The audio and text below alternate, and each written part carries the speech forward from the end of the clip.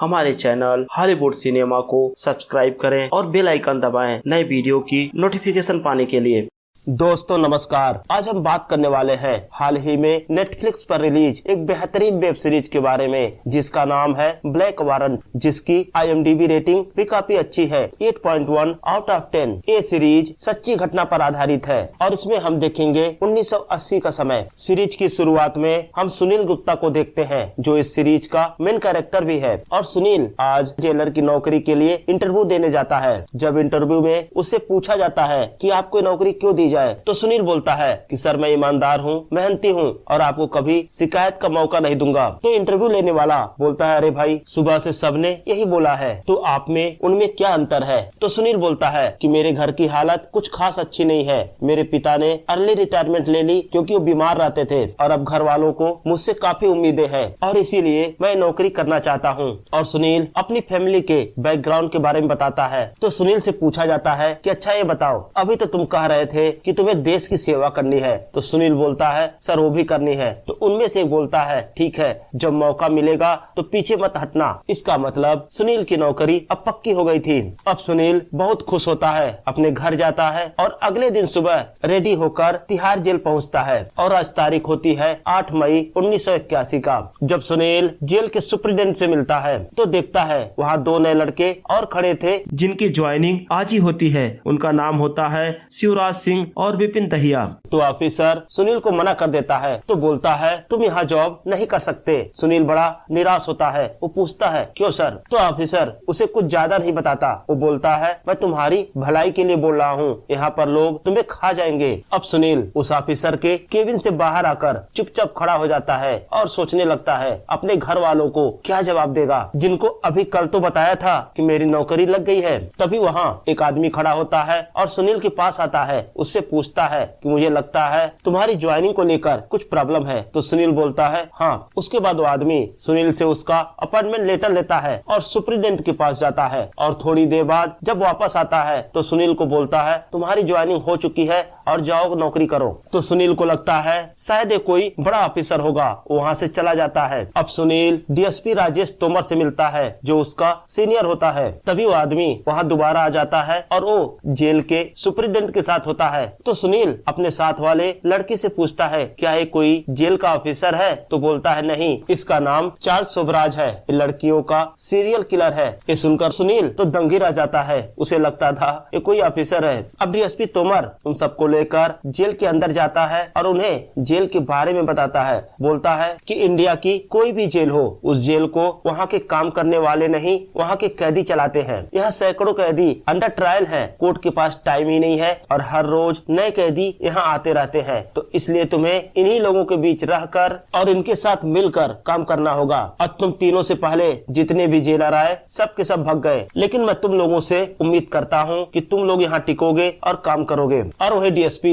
2 कैदियों को दिखाता है। बोलता है हम इन्हें नंबरदार बोलते हैं, लेकिन ये भी कैदी है, लेकिन ये हमारा काम करते हैं, एक कैदियों की देखभाल करते हैं। अभी DSP तोमर उन लोगों को ये सब बातें बता ही रहा था, तभी वहाँ कुछ कैदी शोर मचाते हुए आते हैं। तो देखता है 2 कैदियों के हाथ में मरा हुआ सांप होता है जो कि आधे से कटा होता है और एक ही सांप के 2 टुकड़े दोनों कैदी लेकर आते हैं। तो DSP उन लोगों को बताता है कि जेल का एक नियम है, जो भी कैदी यहाँ सांप को मारता है उसके 15 दिन की सजा कम कर दी जाती है। और यही वजह थी ये दोनों कैदी यहाँ बोलते हैं उन्होंने सांप को मारा है। तो DSP बोलता है ये तो ड्रा हो गया, चलो कोई बात नहीं, सांप भी मर गया और किसी की सजा भी कम नहीं हुई। तो सुनील DSP को बीच में रोक देता है और बोलता है सर लेकिन किसी ने तो सांप को मारा ही होगा, उसे इनाम मिलना चाहिए। ये बात DSP को अच्छी नहीं लगती। तो बोलता है ठीक है सुनील, अब तुम ही पता करो और बताओ कि इसमें से असल में सांप को किसने मारा था। अब DSP तोमर बाकी 2 जेलर के साथ में वहाँ से चले जाते हैं। जब सुनील उनसे पूछताछ कर रहा होता है तभी उनमें से एक जो हट्टा कट्टा कैदी होता है और दूसरे कैदी के चेहरे पर एक हथियार से वार करता है और खून के छींटे सुनील के मुंह पर जाते हैं। और ये सब देखकर सुनील घबरा जाता है और वहाँ से चला जाता है। अब सुनील वॉशरूम में जाता है, अपना चेहरा धोता है और दोबारा वो DSP से मिलता है। तो देखता है वो लोग लंच कर रहे होते हैं। DSP बोलता है आओ सुनील क्या हुआ, पता लगा लिया?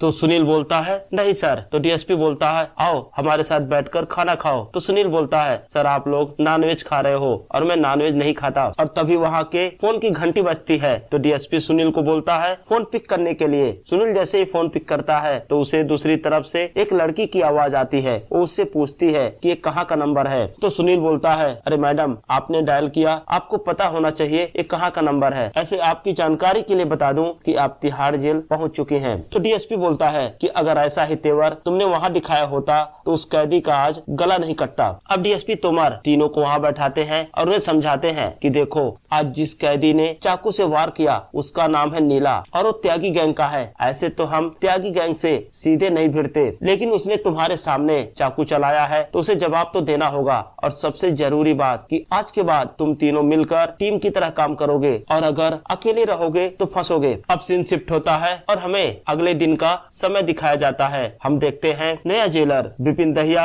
डीएसपी तोमर के सामने उस कैदी की पिटाई करता है जिसने कल चाकू चलाया था। और तभी वहाँ सुनील आ जाता है और उसको पीटते देख सुनील खुद ही सहम जाता है क्योंकि वो अपनी लाइफ में कभी ऐसा सीन देखा ही नहीं था। अब सुनील डीएसपी तोमर के पीछे जाता है और उससे बोलता है कि सर कल के लिए सॉरी, मुझसे गलती हो गई और मैंने कैदियों के सामने ही आपकी बात को काट दिया था। तो डीएसपी बोलता है वो तो सही है, लेकिन जब तुमने गलती की है तो सुधारोगे तुम ही। अब तुम्हें इस केस का पता लगाओ कि सांप किसने मारा था। तो सुनील बोलता है कि सर ये मुझसे नहीं हो पाएगा। तो डीएसपी बोलता है वो तो मैं भी जानता हूँ, लेकिन तू जेलर बनने के लायक ही नहीं है। ना तो तेरा हाथ कैदियों पर उठता है और ना तेरे मुँह से कैदियों के लिए गाली ही निकलती है। आज मैंने देखा जब विपिन उसकी पिटाई कर रहा था तो तेरी तो हालत ही पतली हो गई थी। और सुन, जेल में सबसे बड़ी बात रेपुटेशन होती है और तूने इतने कैदियों के बीच में ये बात बोली है तो तुझे पता करना होगा और जब तक तू ये पता नहीं लगा लेता तब तक तुझे घर नहीं जाना है। अब सुनील को आज रात जेल में ही रुकना था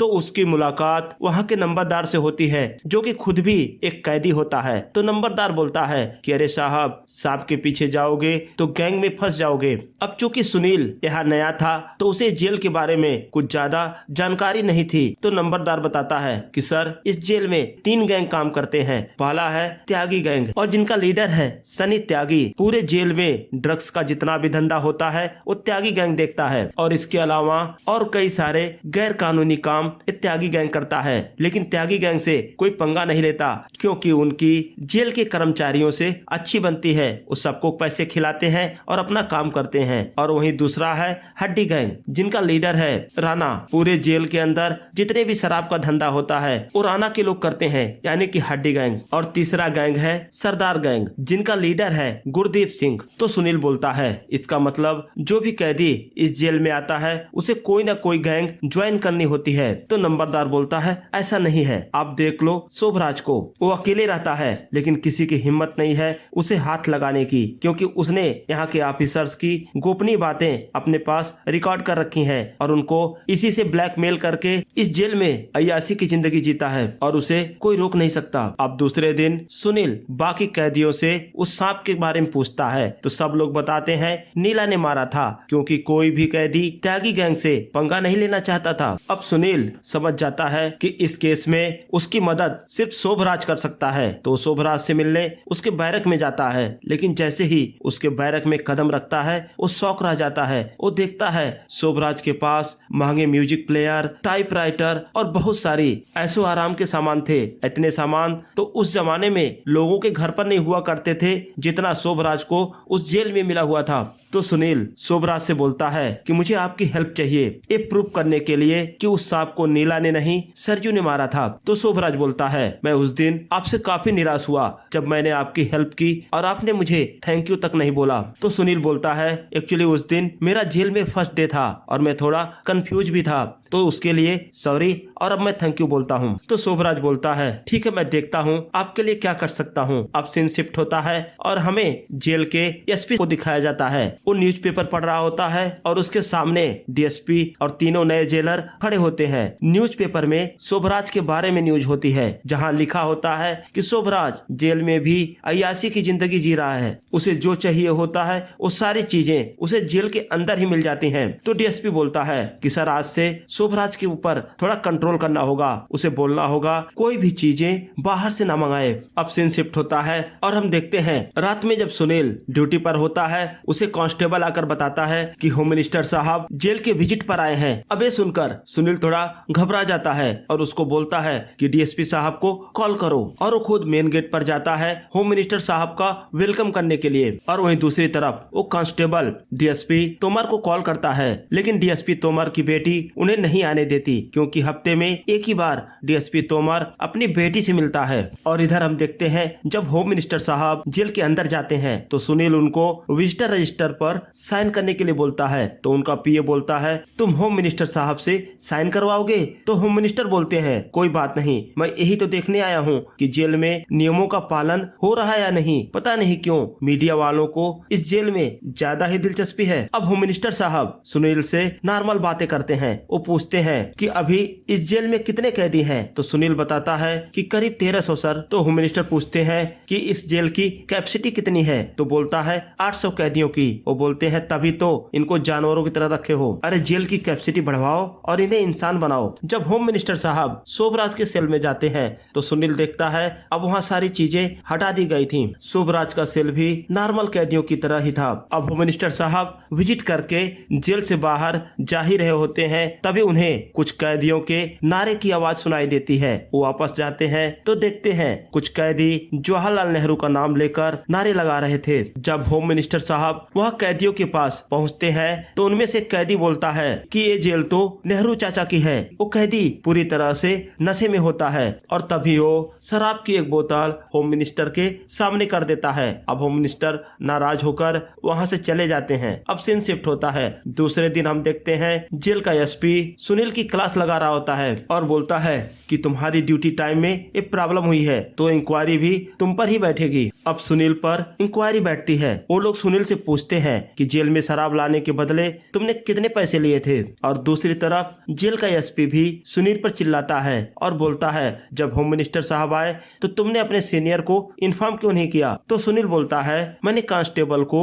डीएसपी सर को कॉल करने के लिए बोला था। तो डीएसपी मुकर जाता है। वो बोलता है मेरे पास कोई कॉल नहीं आया। और डीएसपी तोमर अलग से क्लास लगाता है। वो सुनील से पूछता है कि तूने मुझे कब कॉल किया था और तेरी मेरी कब बात हुई थी? तू ऐसे एसपी साहब के सामने झूठ कैसे बोल सकता है? अब जेल के एसपी का ट्रांसफर कर दिया जाता है और सुनील को सस्पेंड कर दिया जाता है। और जब सुनील जेल से बाहर जा रहा होता है तभी उसे शोभराज मिलता है और उससे बोलता है कि ये न्यूज सुनकर मुझे बुरा लगा। आप मेरे फेवरेट पर्सन थे और मुझसे कभी कोई मदद की जरूरत हो तो जरूर बताना। और सुनील को ये भी बोलता है कि आप दोस्त बनाओ, दुश्मन तो अपने आप बन ही जाते हैं। अब सुनील अपने घर जाता है तो उसके घर वाले भी काफी निराश होते हैं। और अब सीन शिफ्ट होता है और हमें जेल का सीन दिखाया जाता है जहां सरजू बैठा होता है। तभी उस पर नीला आकर हमला कर देता है। तो हड्डी गैंग के लोग सरजू को बचाते हैं और उनका लीडर राणा उसको बोलता है कि तू डर मत, अब तू मेरी गैंग का मेंबर है। अब दूसरे दिन जब सुनील न्यूज़पेपर पढ़ता है तो देखता है कि रंगा बिल्ला को अब फांसी होने वाली है, जो कि तिहाड़ जेल में बंद है और 5 साल बाद तिहाड़ में किसी को फांसी दी जाएगी। और इसी के साथ एपिसोड 1 यहीं पर समाप्त हो जाता है। एपिसोड 2 की कहानी 5 से शुरू होती है और हमें गीता और संजय नाम के 2 बच्चों को दिखाया जाता है जो अब शाम को 6:15 पर अपने घर से निकलते हैं और दिन होता है 26 अगस्त 1978 का। और अब हमें सुनील गुप्ता का वो इंटरव्यू वाला दिन दिखाया जाता है जहां इंटरव्यू में उससे पूछा जाता है कि ब्लैक वारंट क्या होता है। तो सुनील बताता है कि कोर्ट के उस ऑर्डर को जिस पर लिखा होता है कि फांसी कहां और कब होगी उसे ब्लैक वारंट कहते हैं। फिर उससे इंटरव्यू में पूछा जाता है कोई भी जज मौत की सजा सुनाने के बाद अपना पेन क्यों तोड़ देते हैं? तो सुनील कुछ भी जवाब नहीं देता। अब सीन शिफ्ट होकर प्रेजेंट टाइम में आ जाता है और हम देखते हैं तिहाड़ जेल में नए एसपी आ चुके होते हैं। तो सुनील को बुलाया जाता है। जब सुनील एसपी साहब से मिलता है तो बोलते हैं अच्छा तुम ही हो जिसकी वजह से पुरानी एसपी का यहाँ से ट्रांसफर हुआ था। अब एसपी साहब सुनील से पूछते हैं कि क्या तुम्हें ड्यूटी वापस ज्वाइन करनी है? सुनील बोलता है हाँ। तो एसपी साहब बोलते हैं क्यों, तुम्हारे बिना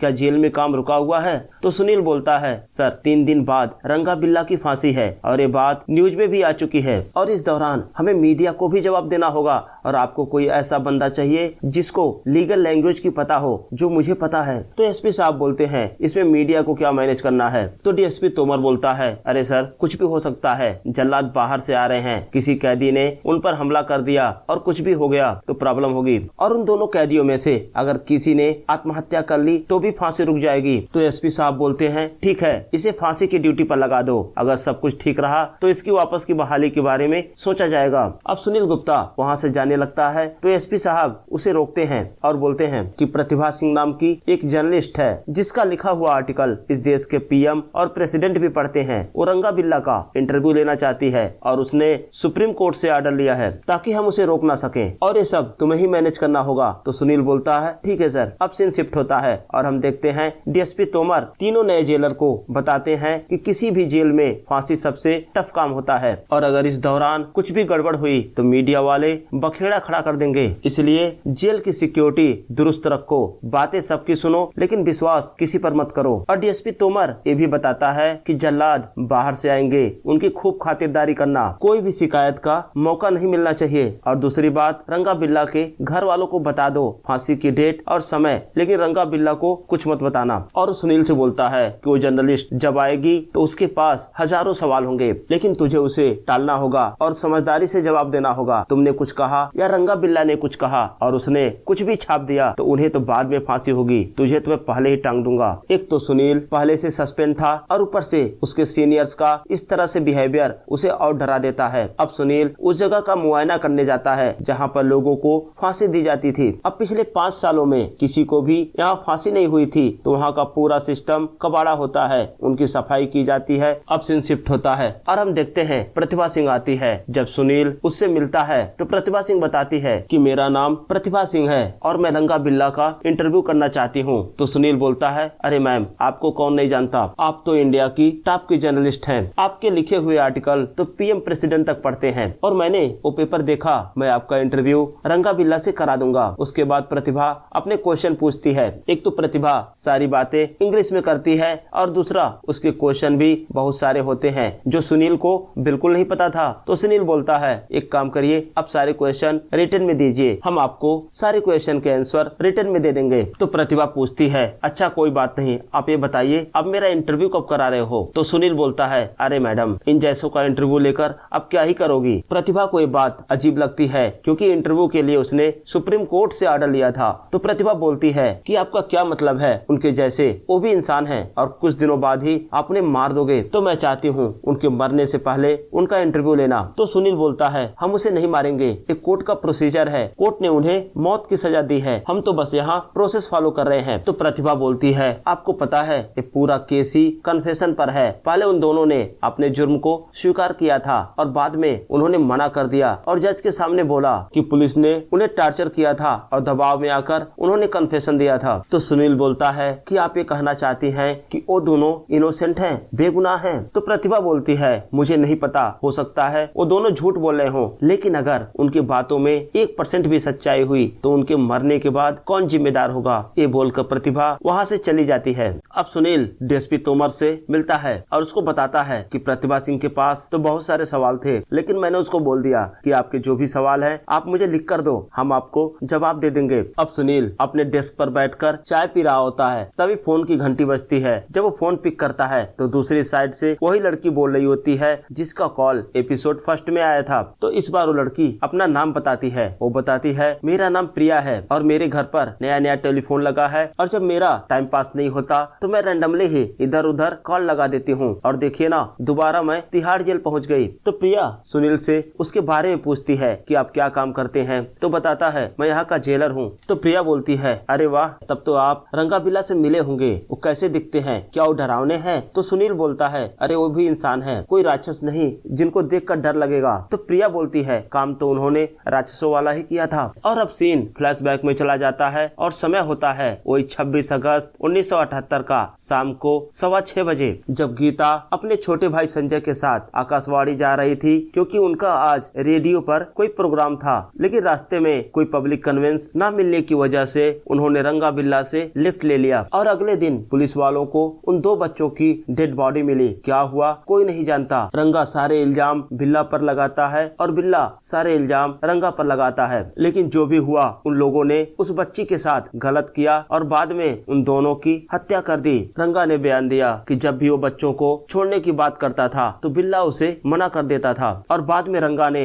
उन दोनों बच्चों को मार दिया। और जब यही बात रंगा से पूछो तो उल्टा बोलता है। अब सीन शिफ्ट होकर प्रेजेंट टाइम में आ जाता है और हम देखते हैं सुनील रात में अपने घर की छत पर बैठकर प्रतिभा का दिया हुआ वो पेपर पढ़ता है जिसपे उसके क्वेश्चन होते हैं। तो सुनील कुछ क्वेश्चन को हाईलाइट करता है और तभी वहाँ सुनील की माँ आ जाती है और उससे बोलती है कि बेटा मैं नहीं चाहती कि तुम ये जॉब करो। जब तुम सस्पेंड हुए तो मुझे लगा कि तुम ये नौकरी छोड़ दोगे। तो सुनील बोलता है माँ कैसे छोड़ देता, मुझे गलत तरीके से सस्पेंड किया गया था, ऐसे लगता था कि जैसे सबकी गलतियों का जिम्मेदार सिर्फ मैं ही हूँ। अब हमें अगले दिन का सीन दिखाया जाता है और हम देखते हैं वो दोनों जल्लाद अब जेल में आ चुके थे। उनका खूब स्वागत किया जाता है और उनको पीने के लिए शराब भी दी जाती है और वो लोग अब फांसी की तैयारी में जुट जाते हैं। जिस रस्सी से उन्हें फांसी दी जानी थी उसको चिकना बनाया जाता है और वहीं कुछ पुतले टांग कर ट्रायल भी करते हैं। और फांसी से एक दिन पहले रंगा बिल्ला को बताया जाता है कि कल सुबह 6 बजे तुम्हें फांसी लगाई जाएगी। और हम देखते हैं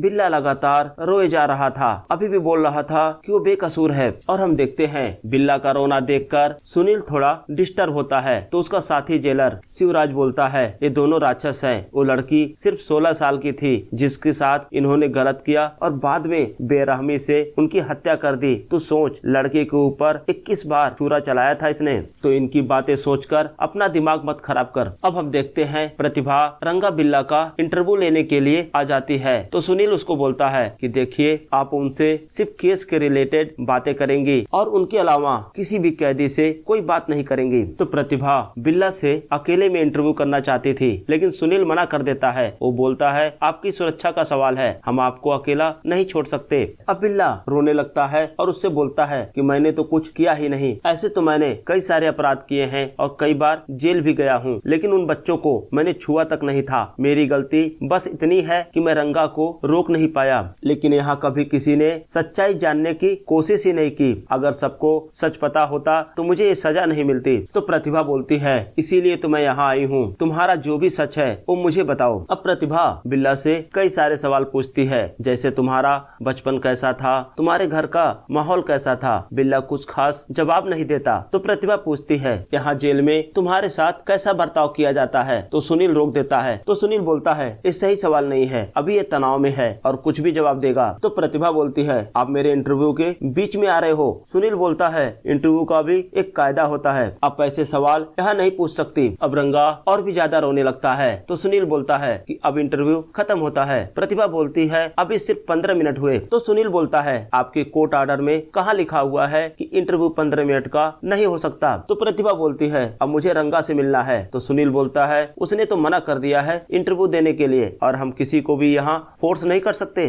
प्रतिभा नाराज होकर वहाँ से जाने लगती है। तो सुनील उसे रोकता है और उसको बोलता है कि आपके उस सवालों के जवाब हैं जो आपने हमसे पूछा था। अब सीन शिफ्ट होता है और हमें फांसी का दिन दिखाया जाता है। तारीख होती है 31 जनवरी 1982। सुबह का टाइम होता है और उन दोनों को अब फांसी के लिए लाते हैं जहाँ बिल्ला अभी भी रो रहा था लेकिन रंगा बिल्कुल ही शांत था। अब फांसी की पूरी तैयारी हो जाती है। बस वो लोग 6 बजने का वेट करते हैं। जैसे ही 6 बजता है एसपी साहब लाल रुमाल से इशारा करते हैं और जल्लाद उन्हें हैंग कर देता है। अब फांसी के बाद जब डॉक्टर बिल्ला की पल्स चेक करते हैं तो बताते हैं बिल्ला मर चुका है, लेकिन वहीं जब वो रंगा की पल्स चेक करते हैं तो बताते हैं रंगा अभी जिंदा है। ये बात सुनकर एसपी साहब बिल्कुल ही घबरा जाते हैं। अब एसपी साहब सुनील पर चिल्लाते हैं और बोलते हैं सारा काम तेरे सुपरविजन में हुआ है तो अभी ये मरा क्यों नहीं। सुनील बोलता है सर जो भी प्रोसेस था वो मैंने फॉलो किया और जल्लाद ने जो भी सामान मांगे वो सब लाकर मैंने दिया था, अब वो क्यों नहीं मरा मैं कैसे बताऊं। अब सुनील जल्लादों से पूछता है कि ऐसा कैसे हो गया, वो अभी जिंदा कैसे है। वो दोनों बोलते हैं आज तक के इतिहास में कभी ऐसा नहीं हुआ है। अब एसपी सुनील को बोलता है पिछले एसपी की तरह मुझे जॉब नहीं गंवानी, कुछ भी हो इसे मरना ही होगा। अब डीएसपी तोमर मामले को संभालता है और बोलता है सर थोड़ा समय दीजिए, वो अपने आप ही मर जाएगा। जब थोड़ी देर बाद वो नहीं मरता तो तोमर कांस्टेबल को बोलता है कि नीचे जाओ और पैर खींचो। अब रंगा भी मर जाता है लेकिन ये सब चीजें सुनील नहीं बर्दाश्त कर पाता, उसे वोमिटिंग होने लगती है। अब सुनील बाहर जाता है और प्रेस वालों को इन्फॉर्म करता है कि रंगा बिल्ला की फांसी कोर्ट के द्वारा डिसाइड किए समय पर दी गई है। जब सुनील मीडिया वालों को इन्फॉर्म करने के बाद वापस अपने ऑफिस में जाता है तो वहाँ पे डीएसपी तोमर उसको बोलता है, तिहाड़ में आपका दोबारा स्वागत है जेलर साहब। और इसी के साथ एपिसोड 2 यहीं पर समाप्त हो जाता है। एपिसोड 3 की शुरुआत में हम देखते हैं जेल का सायरन बजता है और डीएसपी तोमर और बाकी जेलर भागते हुए आते हैं। तो उन्हें बताया जाता है कि कुछ कैदी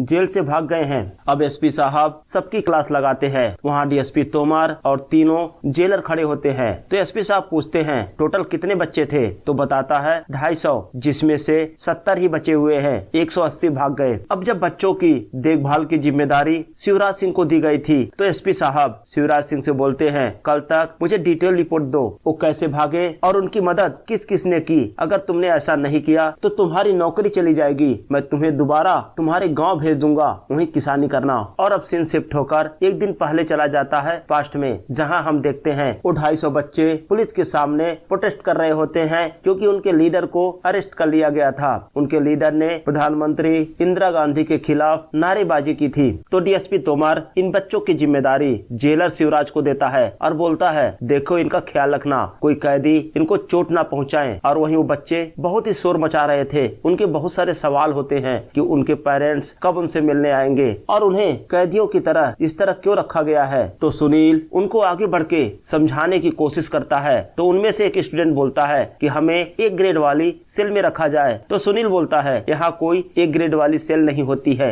बी और सी होती है और आप लोगों को बी ग्रेड में रखा गया है और ये जेल है, आपका घर नहीं है। और वहीं कुछ स्टूडेंट बहुत शोर मचा रहे होते हैं। तो जेलर विजय दहिया एक पर हाथ उठा देता है तो बच्चे बहुत ही बवाल कर देते हैं। सुनील उन्हें संभालता है। अब सीन शिफ्ट होता है और हम देखते हैं तीनों जेलर एक साथ बैठकर खाना खा रहे होते हैं। तो विजय सुनील को बोलता है अरे भाई थोड़ा तू धाकड़ बन, एक कैसा लड़कियों की तरह रहता है, थोड़ा एक्सरसाइज वगैरह कर और थोड़ा गालियाँ सीख ले, तेरे मुंह से तो गाली ही नहीं निकलती। तो विजय सुनील को बोलता है अरे भाई हमें नहीं तो स्टीफन को ही गाली दे दे, कम से कम गाली तो दे। तो सुनील बोलता है ठीक है तू गाली मुझे लिख कर दे दे, रात में मैं प्रैक्टिस करूंगा। अब तीनों हंसते हैं और सीन शिफ्ट होता है। हम देखते हैं विजय किसी से कॉल पर बातें कर रहा होता है और दूसरी साइड से एक लड़की बात कर रही होती है। तो विजय उसको शायरी वगैरह सुनाता है। अब सीन शिफ्ट होता है और हम उन बच्चों को देखते हैं जो रात में आपस में बात कर रहे होते हैं। तो ही एक कैदी होता है जो काफी पढ़ा लिखा होता है, वो उठता है और लोगों से पूछता है कि भाई क्या बातें चल रही हैं, और वो अपना इंट्रोडक्शन भी बताता है। वो बताता है कि मैंने बीकॉम किया है और मेरा नाम है दुग्गल। तो उन लड़कों में से एक लड़का आगे बढ़ता है। वो लड़का बोलता है कि हम लोग भागने का प्लान बना रहे हैं, तू भी साथ चलेगा क्या? उसकी बात सुनकर दुग्गल हंसता है और अब सीन शिफ्ट होता है और हम देखते हैं एसपी साहब डीएसपी तोमर और जेलर के साथ में मीटिंग करते हैं। उन्हें बताते हैं 3 कैदियों की फांसी की सजा अभी टाल दी गई है और कोर्ट का ऑर्डर है कि उन्हें अब फांसी वाली सेल से निकालकर दूसरे सेल में डालना होगा। उन तीनों में एक आतंकवादी होता है जिसका नाम होता है मकबूल भट्ट। उस पर एक सीआईडी ऑफिसर के कत्ल का इल्जाम था। तो शिवराज बोलता है कि सर इनको अगर नॉर्मल कैदियों के साथ रखा गया या तो वो लोग इनको नुकसान पहुंचाएंगे या तो मकबूल उन्हीं लोगों को अपनी तरफ मिला लेगा। तो डीएसपी तोमर बोलता है कोई बात नहीं सर, कोर्ट का आदेश है तो कुछ तो करना होगा। अब हम देखते हैं सुनील उन तीनों कैदियों को फांसी वाली सेल से निकाल कर नॉर्मल सेल में डाल देता है। तभी वहाँ दुग्गल उन स्टूडेंट के साथ बैठा होता है। तो सुनील उसे अपने पास बुलाता है। तो दुग्गल सुनील से पूछता है अरे सर मकबूल भी अब हमारे साथ ही रहेगा क्या? तो सुनील बोलता है हाँ, जब तक इसकी फांसी की दोबारा डेट नहीं आती। तो सुनील पूछता है तुम इन स्टूडेंट के साथ क्या कर रहे हो? तो बोलता है सर अभी दोस्ती हो गई है और ये लोग भागने का प्लान कर रहे हैं। उसकी बात सुनकर सुनील शॉक हो जाता है, लेकिन फिर वो बोलता है अरे सर मजाक कर रहा हूँ। अब हम देखते हैं नेक्स्ट डे जब कैदियों से मिलने का समय होता है तो बहुत सारे लोग वहाँ मिलने आते हैं, जिसमें से ज्यादातर तो उन स्टूडेंट के घर वाले थे, इसलिए वहाँ काफी भीड़ भाड़ हो जाती है। तभी सुनील से मिलने अकाउंटेंट सैनी साहब आते हैं क्योंकि उन्हें सुनील के अंडर में आने वाली कैंटीन के बिल पर सुनील के साइन चाहिए होते हैं। वही 2 कैदी सुनील के पास आते हैं और अपनी सेल को चेंज करने की बात करते हैं। तो सैनी साहब बोलते हैं ये दोनों भाई इतने सालों से एक ही सेल में है कि अब ये दोनों एक दूसरे की शक्ल नहीं देखना चाहते। और वहीं वो डॉक्टर साहब जिन्होंने इनके द्वारा अपनी पत्नी की हत्या करवाई, वो आराम से लाइब्रेरियन बनकर बैठे हुए हैं और आज भी जिस औरत के लिए उसने अपनी वाइफ का मर्डर करवाया उस औरत से हर हफ्ते मिलता रहता है। और सैनी साहब सुनील को ये भी बताते हैं कि इस जेल में सैकड़ों कैदी ऐसे हैं जो झूठे इल्जाम में यहाँ सजा काट रहे हैं, लेकिन उनके पास इतने पैसे नहीं कि वो अपने लिए एक वकील कर सके। कितने ऑफिसर आए और कितने ऑफिसर गए, लेकिन किसी ने कभी इस जेल जेल में सुधार करने की कोई भी कोशिश नहीं की। तो सैनी साहब सुनील से बोलते हैं, आप तो एक ऑफिसर हैं, आप चाहें तो इनके लिए कुछ कर सकते हैं। अब सीन शिफ्ट होकर प्रेजेंट टाइम में आ जाता है और ये वही समय होता है जो हमने एपिसोड की शुरुआत में देखा था, जब वो बच्चे जेल से भाग जाते हैं और सायरन बजता है। उन बच्चों के भागने के बाद जेल में अब अफरा तफरी का माहौल होता है। कैदियों से पूछा जाता है, ऐसे कैसे हो सकता है कि इतने सारे लोग भाग जाएं और किसी को कुछ भी पता ना हो। और वहीं विपिन और शिवराज बचे हुए बच्चों से पूछताछ करते हैं और उनको मारते पीटते भी हैं, क्योंकि उनका मानना था कि ऐसा हो नहीं सकता है कि बच्चों ने भागने का प्लान किया हो और इन्हें कुछ पता ही ना हो। लेकिन काफी मारपीट के बाद भी उन्हें कोई भी इंफॉर्मेशन नहीं मिल पाती। और वही तभी सुनील के पास प्रिया का कॉल आता है। वो बात करना चाहती थी, लेकिन सुनील बोलता है, अभी मैं बिजी हूँ और बात नहीं कर सकता, आप अपना कॉन्टेक्ट नंबर दो, मैं बाद में कॉल करूंगा। और तभी वहाँ दहिया आता है और सुनील को बोलता है, मैं मारपीट के थक चुका हूँ, लेकिन कोई भी इंफॉर्मेशन मुझे नहीं मिल पा रही है, तो कुछ भी कर यार, कहीं से भी पता लगा, नहीं तो शिवराज की जॉब चली जाएगी। और अब सुनील शोभराज से मिलता है और वही सुनील शोभराज को खुश करने के लिए उसके लिए गिफ्ट भी ले जाता है। तो शोभराज बोलता है, मुझे पता है आप यहाँ क्यों आए हैं, क्योंकि तिहाड़ के इतिहास में आज तक ऐसा नहीं हुआ और मैं समझता हूँ ये आप लोगों के लिए काफी डिफिकल्ट टाइम है। तो सुनील पूछता है कि अगर आप उन बच्चों की जगह पर होते तो कैसे भागने की सोचते। तो शोभराज बोलता है, अगर एक आदमी भागता तो अलग बात होती, लेकिन 180 लोग एक साथ भाग गए, इसका मतलब तरीका तो कुछ सिंपल ही होगा। ये बिल्कुल जादू की तरह था कि लोगों के सामने ही जादूगर कैसे अपने मैजिक दिखाता है। अब सुनील शोभराज की सेल से बाहर आता है और कुछ गालियां बड़बड़ाते हुए आगे बढ़ता है। एक्चुअली अकेले में सुनील अब गाली देने की प्रैक्टिस कर रहा होता है। अब सुनील सीधा उन बच्चों की सेल में पहुंचता है तो बच्चे उसे शिकायत करते हैं कि ये क्या तरीका है, पूरी रात हमें यहाँ बैठा के रखा है और हमें टॉयलेट तक नहीं जाने देते। तो सुनील उनको गाली देता है। तो उनमें से एक बच्चा बोलता है कि सर आप पर ये गालियां सूट नहीं करती। तो सुनील उस लड़के को वहीं रोक लेता है और बाकी को बाहर भेज देता है। अब वो लड़का डर जाता है। तो सुनील उस लड़के की जेब से उसकी डायरी निकाल लेता है और उसे देखता है। अब सुनील उससे बातें करता है। वो लड़का बोलता है, सर आप लोगों को ऐसी सिचुएशन से डील करने के बारे में ट्रेनिंग दी जाती होगी, तो आप हमें गालियां क्यों दे रहे हैं। तो सुनील बोलता है, देख भाई इधर कोई ट्रेनिंग नहीं मिलती, लेकिन हाँ तू बड़े कॉलेज में पढ़ता है, तू JNU का स्टूडेंट है और हो सकता है कल तू पढ़ लिख कर यहाँ हमारा सीनियर बनकर आए तो हमें कुछ ट्रेनिंग मिले। अब सुनील उसे अपनी बातों में उलझा लेता है और उससे पूछता है कि अच्छा बताओ वो लड़के भागे कैसे। तब वो बताता है, जब यहाँ पर विजिटर कैदियों से मिलने आते हैं तो उनके हाथ पर एक स्टंप लगाया जाता है, लेकिन गर्मी में पसीने की वजह से वो स्याही पिघल जाती है और वही स्टंप वो दूसरे के हाथों पर चिपका देते हैं। यहाँ के गार्ड आने वाले लोगों को तो चेक करते हैं, लेकिन जब लोग बाहर जाते हैं तो उनके हाथों का स्टंप देखकर बाहर जाने देते हैं, वो काउंट नहीं करते और इसी तरह 180 लड़के वहाँ से भाग गए। अब सुनील यही बातें शिवराज को समझाता है। अब अगले सीन में हम देखते हैं तीनों जेलर और एसपी साहब के सामने इस बात को एक्सप्लेन करते हैं कि वो कैदी यहाँ से कैसे भागे। तो एसपी साहब शिवराज को बोलते हैं कि इस बार मैं तुम्हें वार्न करके छोड़ रहा हूँ, लेकिन वो जानना चाहते थे कि इतनी इन्वेस्टिगेशन किया किसने। तो शिवराज सुनील का नाम लेने वाला था, लेकिन सुनील उसे रोक देता है और बोलता है इस सारी इन्वेस्टिगेशन शिवराज ने की है। और एसपी साहब डीएसपी से बोलते हैं कुछ लोगों को सस्पेंड कर दो, क्योंकि इतना बड़ा कांड हुआ है तो किसी न किसी के ऊपर तो बिजली गिरनी चाहिए। और वही एसपी साहब उन लोगों से पूछते हैं कि फ्यूचर में ऐसा ना हो, इसके लिए हम क्या कर सकते हैं। तो सुनील बोलता है ये जितने लोग भागे हैं सब B क्लास वाले थे और हमने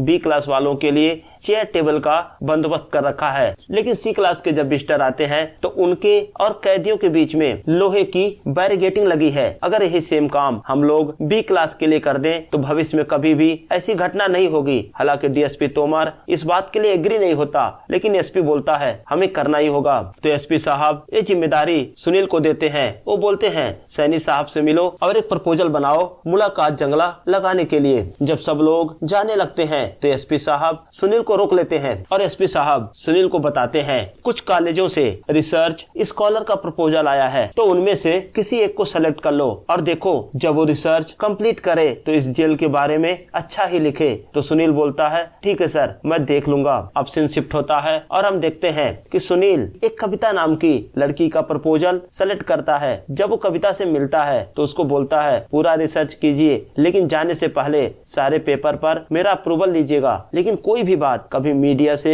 शेयर मत करना। वही सुनील कविता की जिम्मेदारी दुग्गल को देता है। वो बोलता है तुम कविता के साथ रहो और उसकी रिसर्च में मदद करो। वही सुनील से एक कैदी मिलता है जो कि वही डॉक्टर होता है जिसने अपनी वाइफ का कत्ल उन दो लोगों से करवाया था सुपारी देकर। तो डॉक्टर सुनील से बोलता है कि मैंने देखा आपने उन दोनों भाइयों को अब जेल में काफी छूट दे रखी है। तो सुनील बोलता है मैं भी जानता हूँ कि तुम अपनी गर्लफ्रेंड से हमेशा मिलते हो, इसलिए अपने काम से काम रखो। और वहीं हम देखते हैं बी क्लास में भी वो मुलाकात जंगला लग रहा होता है, लेकिन ये बात डीएसपी तोमर को बिल्कुल ही पसंद नहीं थी, क्योंकि मुलाकात करने वाले लोगों से उसकी कमाई हो रही थी। अब वो कमाई का जरिया बंद होने वाला था। अब हम देखते हैं सुनील सुबह सुबह अपने घर पर वॉक के लिए निकलता है और इसी के साथ एपिसोड 3 यहीं पर समाप्त हो जाता है। एपिसोड 4 की शुरुआत में जेल के अंदर कोई बाहर से एक बॉल फेंकता है और तभी वहाँ एक लड़का आता है जो कि सरदार गैंग की टीम से होता है। वो बॉल उठा लेता है, बॉल को घुमाता है तो उसे महसूस होता है कि बॉल के अंदर कुछ तो है। वो बॉल को काट देता है तो देखता है उसके अंदर ड्रग के पैकेट थे, यानी कि वो बॉल त्यागी गैंग के लिए था, क्योंकि इस जेल में त्यागी गैंग ही ड्रग्स का बिजनेस करता है। लेकिन वो लड़का बॉल को फाड़कर ड्रग्स अपने पास रख लेता है और बॉल को ही फेंक देता है। अब सीन शिफ्ट होता है और हम दहिया को देखते हैं जो एसपी के घर पर उसकी वाइफ के साथ होता है। एक्चुअली इन दोनों के बीच में अफेयर चल रहा था। और वही दूसरी तरफ हम जेल में देखते हैं त्यागी गैंग के लड़के अपने बॉल को ढूंढ रहे होते हैं, तो उन्हें उस बॉल का कटा हुआ हिस्सा मिलता है। तो समझ जाते हैं कि उनके ड्रग्स को किसी ने चुरा लिया। जब वो लोग ये बातें अपने लीडर सन्नी त्यागी को बताते हैं तो बोलता है ये काम हड्डी गैंग वालों का होगा, क्योंकि उन लोगों को हमारे इस धंधे से बहुत ही प्रॉब्लम है। और वही दूसरी तरफ जेल के सारे स्टाफ उस दिन बैठकर रेडियो पर क्रिकेट वर्ल्ड कप की कमेंट्री सुन रहे होते हैं। ये समय होता है 25 जून 1983 का, जब इंडिया ने पहली बार क्रिकेट वर्ल्ड कप जीता था। और इधर त्यागी गैंग के लोग हड्डी गैंग के लोगों पर हमला करना शुरू कर देते हैं। वो हड्डी गैंग के 2 लोगों को पकड़कर उनकी बुरी तरह पिटाई करते हैं। जब ये बात डीएसपी तोमर को पता चलती है तो तोमर वहाँ पहुँचता है और वो दोनों गैंग के लीडर के साथ मीटिंग करता है और उनको बोलता है जेल में लड़ाई झगड़ा बंद करो। तो त्यागी बोलता है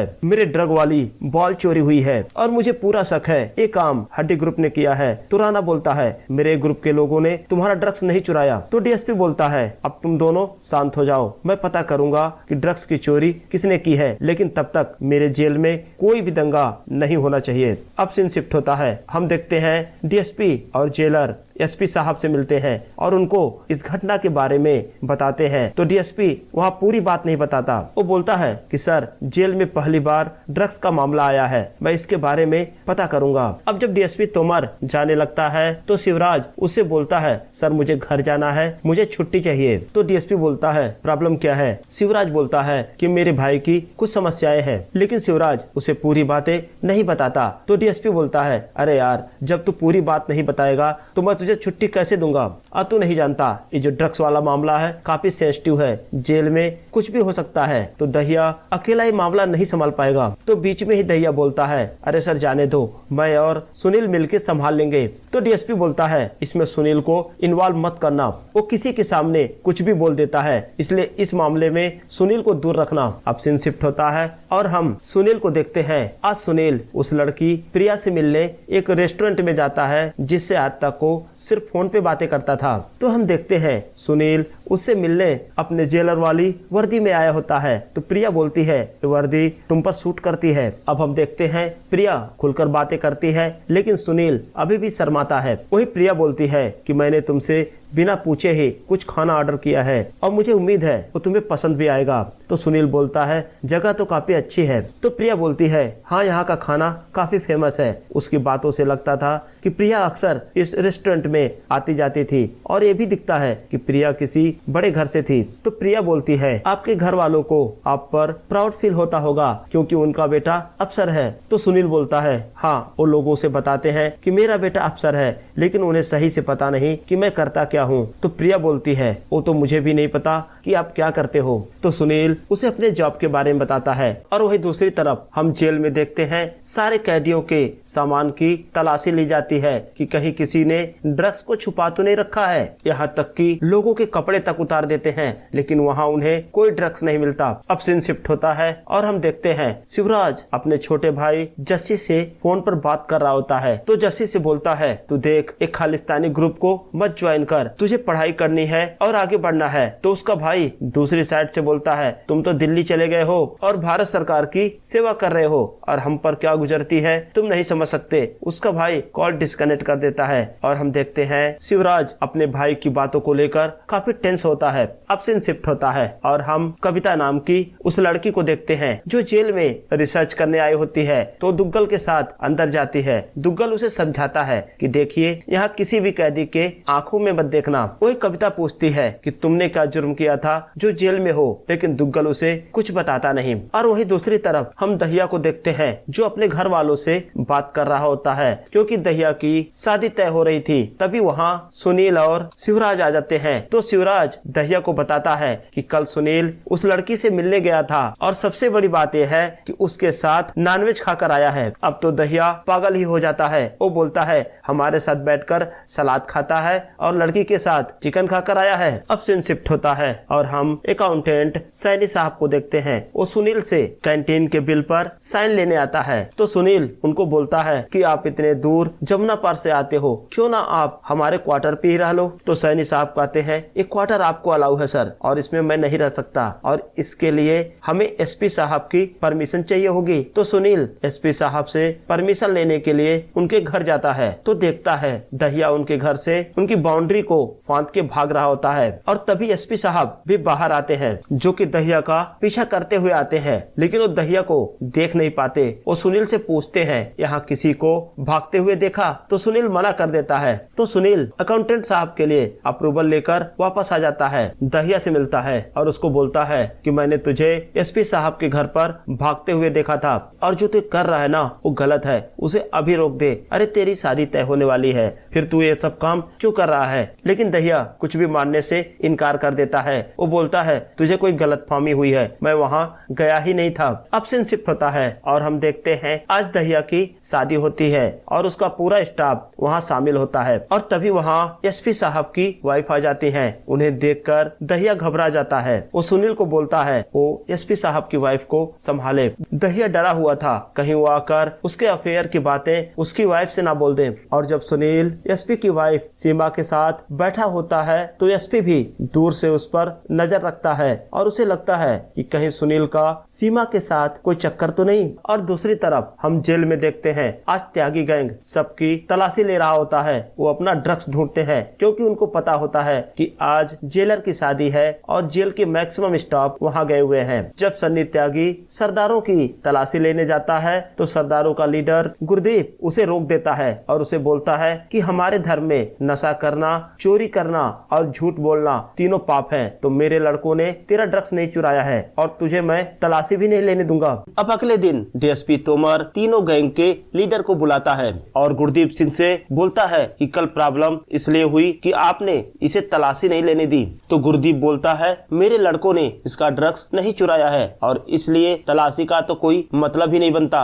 अब डीएसपी तीनों को समझाता है कि जो भी हो जेल में हमें शांति बनाए रखनी है। उसके बाद जब तीनों जाने लगते हैं तो डीएसपी सनी त्यागी को रोक लेता है और उससे बोलता है अपनी तो अच्छी अंडरस्टैंडिंग है तो तुम ये सब क्यों कर रहे हो? तो सनी बोलता है ये मैं सिर्फ अपने फायदे के लिए नहीं कर रहा हूँ, आपका भी तो फायदा इसमें है। और देखो आप जाओ अपनी फैमिली को लेकर घूमो टहलो और ये सब मुझ पर छोड़ दो, मैं सब देख लूंगा। अब सीन शिफ्ट होता है और हम देखते हैं सुनील अपनी गर्लफ्रेंड प्रिया के साथ में एक ज्वेलरी की शॉप में एक झुमका खरीद रहा होता है, लेकिन सुनील ये झुमका प्रिया के लिए नहीं दहिया के लिए खरीद रहा होता है। तो प्रिया पूछती है कि आखिर दहिया ये झुमका अपनी वाइफ के लिए खुद क्यों नहीं खरीद रहा, लेकिन सुनील उसको कुछ भी जवाब नहीं देता। अब अगले सीन में हम देखते हैं कि दहिया वही झुमका लेकर एसपी साहब के घर जाता है और उनकी वाइफ को एज ए गिफ्ट देना चाहता है क्योंकि दहिया अब नहीं चाहता था इस रिश्ते रिश्ते को आगे बढ़ाना। लेकिन एसपी की वाइफ सीमा वो झुमका लेने से मना कर देती है, तो दहिया भी वो झुमका वहीं छोड़कर चला जाता है। और थोड़ी देर बाद हम देखते हैं एसपी साहब आते हैं और वो झुमका एसपी साहब को मिल जाता है। तो एसपी साहब ये जानने के लिए कि ये झुमका आखिर खरीदा किसने है, वो सीधा उस ज्वेलरी की शॉप पर जाते हैं और उससे पूछते हैं कि आप उस आदमी का नाम चेक करो जिसने ये झुमका खरीदा था। तो एसपी साहब को पता चलता है कि झुमका खरीदने वाला कोई और नहीं सुनील है। सुनील पर तो एसपी साहब को पहले से ही शक था। अब एसपी साहब सुनील को अपने केबिन में बुलाते हैं और उससे पूछते हैं कि तुम्हारा मेरी वाइफ के साथ क्या चक्कर चल रहा है। एसपी साहब वो झुमके उसके सामने रख देते हैं। अब सुनील समझ जाता है कि हम पकड़े गए, लेकिन फिर भी सुनील दहिया का नाम नहीं बताता। तो एसपी साहब बोलते हैं कल सुबह रिजाइन डालो और दोबारा यहाँ दिखना मत। अब सुनील के पास दहिया का नाम बताने के अलावा कोई रास्ता नहीं था। तो सुनील बताता है कि आपकी वाइफ के साथ मेरा नहीं दहिया का चक्कर है और ये ज्वेलरी मैंने दहिया के लिए खरीदी थी।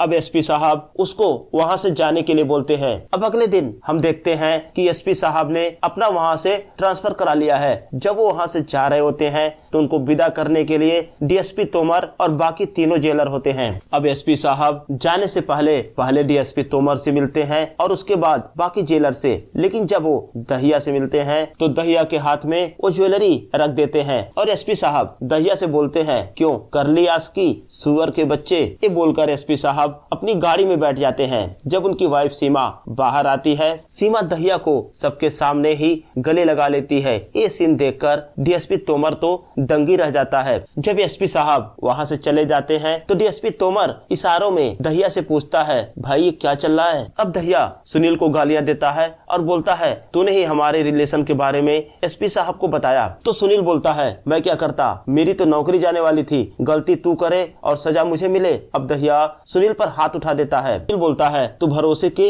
लायक ही नहीं है, तेरे ऊपर तो यहाँ कोई विश्वास नहीं करता। जब तू चला जाता है तो डीएसपी साहब हमारी मीटिंग करते हैं ताकि तुझे कुछ पता न चले। ये बात सुनकर सुनील भी थोड़ा दंग रह जाता है। अब सीन शिफ्ट होता है और हम देखते हैं सुनील अपने पूरी फैमिली के साथ अपने बड़े भाई के लिए लड़की देखने जाता है। तो रास्ते में सुनील की माँ उसको बोलती है कि अगर लड़की वाले तुझसे पूछें कि तू क्या कर रहा है तो बोल देना कि मैंने रेलवे में अप्लाई कर रखा है। उन्हें ये मत बताना कि तू जेलर है। लेकिन जब लड़की का फादर सुनील से पूछता है कि बेटे आप क्या करते हो तो बता देता है कि मैं एक जेलर हूँ। हालांकि लोगों को जेलर की नौकरी पसंद नहीं आती, लेकिन सच्चाई यही है। और इसी के साथ एपिसोड 4 यहीं पर समाप्त हो जाता है। एपिसोड 5 की शुरुआत में हम एक आदमी को देखते हैं जो अपने घर से अपनी वाइफ के साथ बाहर आता है। तभी दो लोग वहाँ आते हैं और उसकी वाइफ पर चाकू से हमला कर देते हैं और उसके वाइफ की वही डेथ हो जाती है। और समय होता है 4 दिसंबर 1973, डिफेंस कॉलोनी दिल्ली का।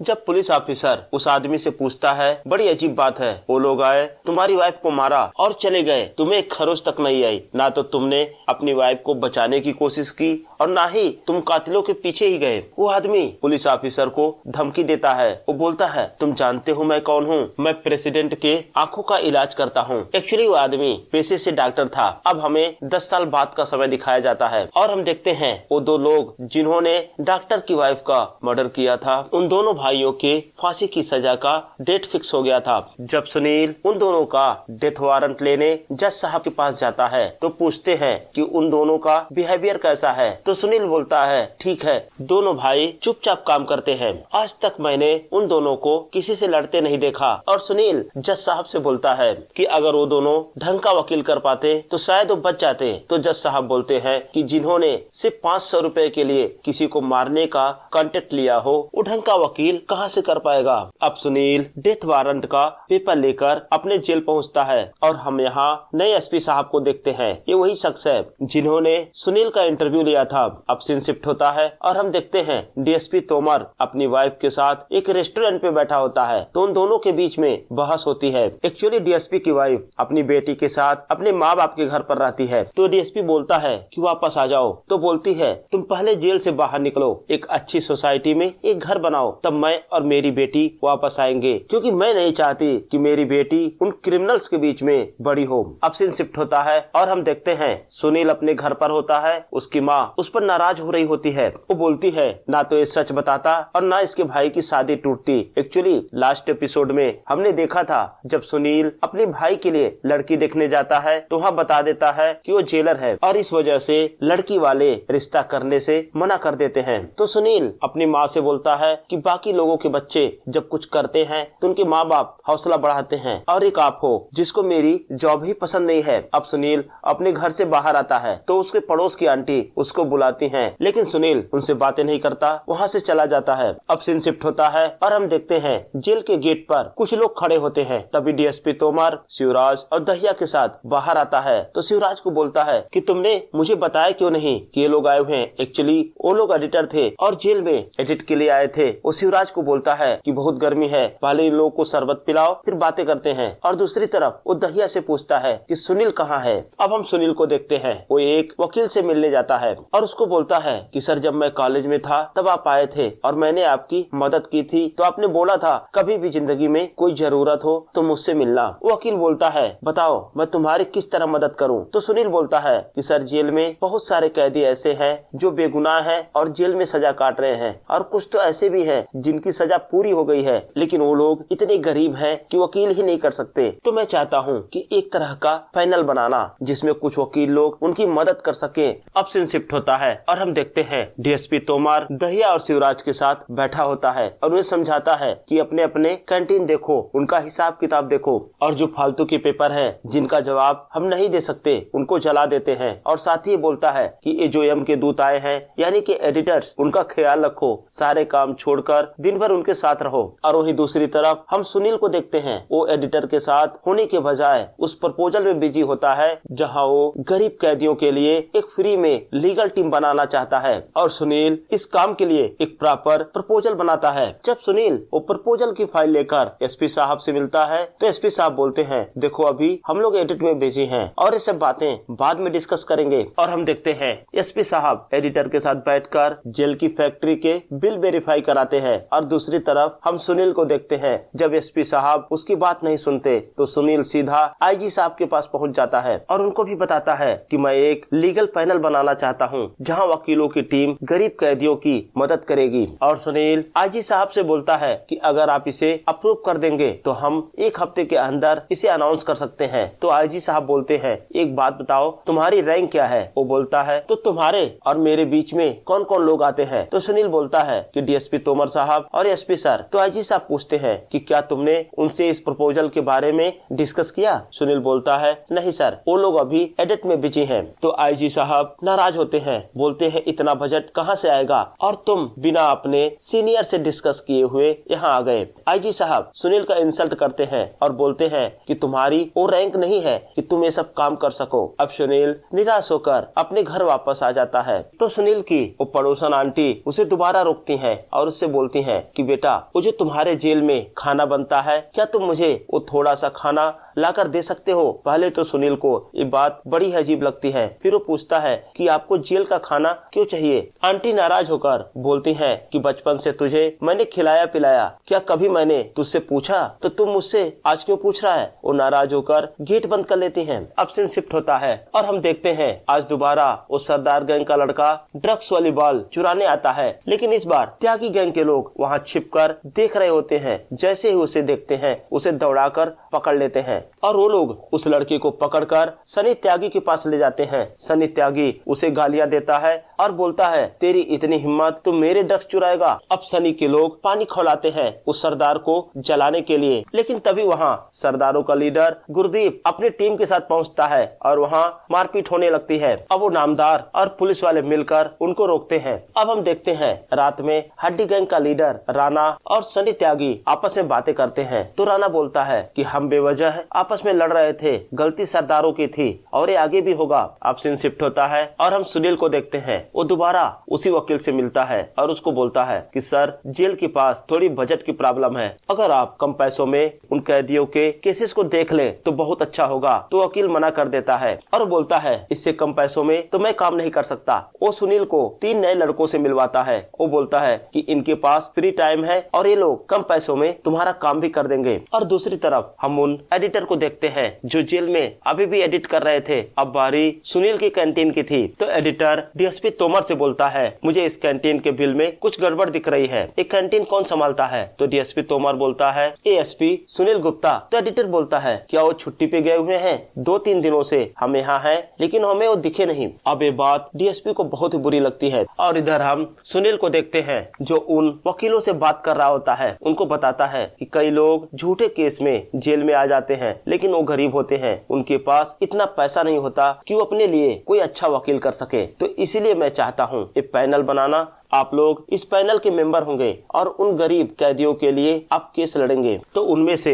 एक वकील बोलता है कि अरे सर, पैसे कितने मिलेंगे? तो सुनील बोलता है कि जेल के पास इस काम के लिए कोई बजट नहीं है। तो वकील बोलता है कि देखो सर, हम लोग फ्री हैं और काम भी करना चाहते हैं, लेकिन काम के बदले कुछ तो पैसे मिलने ही चाहिए। अब सीन शिफ्ट होता है। जब सुनील अपने ऑफिस जेल में पहुँचता है तो देखता है डीएसपी तोमर और बाकी दोनों जेलर और अकाउंटेंट सैनी साहब सब उसी का इंतजार कर रहे थे। तो सुनील डीएसपी साहब से पूछता है, कुछ हुआ है क्या सर? अब तो तोमर सुनील पर फायर ही हो जाता है। वो बोलता है, पिछले 2-3 दिनों से पूरा स्टाफ उन्हें एडिटर के पीछे लगा हुआ है और तुम अकेला कहाँ गायब है? तो शिवराज बोलता है कि सर मुझसे पूछ कर गया था। तो डीएसपी शिवराज पर भी नाराज होता है। वो बोलता है, अब ये जेल तेरी परमिशन से चलेगी? अब डीएसपी अकाउंटेंट सैनी साहब से बोलता है कि ये बताओ सुनील की पूरे साल की सैलरी क्या है? तो बताते हैं 10,000 से कम ही है। और जो इसने घोटाला किया है वो कितना निकला है? वो बताते हैं 10,500 कुछ रुपए। अब डीएसपी तोमर सुनील से बोलता है कि इस सारे पैसे मैं तेरे सैलरी से वसूल करूंगा। और अब डीएसपी जाने लगता है। सुनील उसे रोकता है। तो डीएसपी बोलता है, मैं तुझे पहले दिन से समझा रहा हूँ, लेकिन तू सीखता ही नहीं। अब डीएसपी के जाने के बाद शिवराज बोलता है, पिछले 2-3 दिनों से हम यही तो कर रहे हैं और जिसको जो लेना देना था वो ले देकर सेटल कर लिया, और एक तुम हो कि अलग ही धुन में हो। अब सुनील एसपी साहब से मिलता है और उनको बोलता है कि सर कुछ तो गड़बड़ है, मुझे कुछ दिनों का टाइम दीजिए, मैं सब ठीक कर लूंगा। तो एसपी नाराज होता है और बोलता है, मुझसे क्यों बात कर रहे हो, सीधा आईजी साहब के पास जाओ। क्योंकि 2 दिन पहले ही सुनील आईजी साहब से मिला था और इस बात को लेकर एसपी साहब उस पर नाराज होते हैं। अब हम देखते हैं सुनील उन 2 कैदियों की फांसी की तैयारियां करा रहा होता है। अभी उसके पास एक कांस्टेबल आता है और बोलता है उससे मिलने कोई आया है। जब सुनील जाकर देखता है तो देखता है उसके पड़ोस वाली आंटी होती हैं। सुनील उनसे पूछता है, क्या बात है आंटी, आप यहाँ क्यों? तो बताती है कि बेटा, एक पंडित जी ने मेरी और तेरे अंकल की कुंडली देखी, उन्होंने बताया हमारी कुंडली में दोष है और जिसकी वजह से हमें जेल हो सकती है। और जब मैंने पंडित जी से इसका उपाय पूछा तो उन्होंने बताया अगर आप घर बैठे ही जेल का खाना खाओ तो ये कुंडली का दोष खत्म हो जाएगा, तो इसलिए मुझे तुम्हारे कैंटीन से थोड़ा खाना चाहिए। अब सुनील 2 टिफिन खाना पैक करा के अपनी आंटी को देता है। अब सीन शिफ्ट होता है और हम देखते हैं अब सुनील डीएसपी तोमर से मिलता है। तो डीएसपी पूछता है, सुनील पैसों का इंतजाम हो गया? तो सुनील बोलता है, नहीं सर। अब सुनील बोलता है कि सर इसमें मेरी क्या गलती है, क्या मैं अपने लिए भाग दौड़ कर रहा था? तो डीएसपी बोलता है, हाँ तुझे अपने लिए भाग दौड़ करनी चाहिए थी। अब डीएसपी उसके पास आता है और उसे समझाता है कि देख, इस 4 दीवारी के बाहर हमारी कोई इज्जत नहीं है और ना तो हमारे घर वाले ही हमारे काम को समझते हैं। तो ले दे के हम 4 ही हैं जो अपने हैं, लेकिन तू ना तो मेरे बारे में और ना ही अपने जेलर साथियों के बारे में सोचता है। तू हमेशा इन कैदियों के लिए रोता रहता है। तो सुनील बोलता है, तो सर आप ही बताओ अब मुझे क्या करना चाहिए? तो डीएसपी समझाता है कि देखो, हर रात में जेल में राशन आता है और हम लोग उस राशन का एक हिस्सा बेच दिया करेंगे और जिससे कुछ पैसे मिलेंगे और धीरे धीरे उन्हीं पैसों से तुम्हारा 10,000 का घाटा भी पूरा हो जाएगा। अब सुनील भी हाँ कर देता है। अब सीन शिफ्ट होता है और हम देखते हैं उन दोनों भाइयों को आज फांसी दी जाती है और इसी के साथ ये एपिसोड यही समाप्त हो जाता है।